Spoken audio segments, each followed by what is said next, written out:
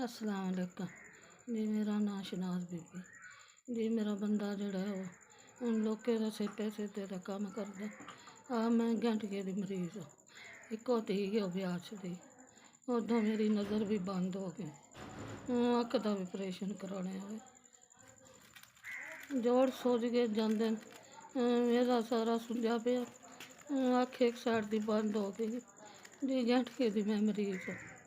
मैं बड़ी मजबूर हूँ। रोज़ाना को गोली टीका लवाना, तो साह कड्ढना होंदा, मेरे को इन्ना पैसा नहीं मिलता। मैं को गोली टीका ही अपना करा लूं।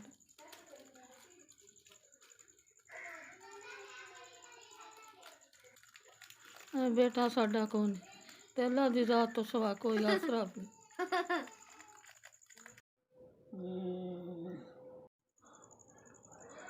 मेरे वीर वाला तुहानू बाड़ा दे अल्लाह सुख ने साढ़ा 5000 दिते है मेरे को पड़ा है।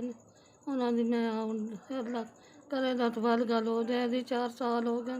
मैं गैंठिए दी मरीज़ हाँ। उदों गुरदियां ते असर है, तो नज़र दा मसला बने। अल्लाह तुहानू बाड़ा दे, अल्लाह तुहानू सुख दे। मेरे वीरों तुसां पैसे कल्ले ने, डॉक्टर टीके शीके चलो लाए दा। अल्लाह तंदरुस्ती दे, अल्लाह माफ़ी दे, अल्लाह तुहानू भी सुख देवे। अल्लाह तुहाडा भला होवे, मेरा साह सौखा निकल जाए। मेरे वीरों शाला जीउंदे रहो। तुहाडे तावां नाल मेरी जिंदगी सौखी लग जाए।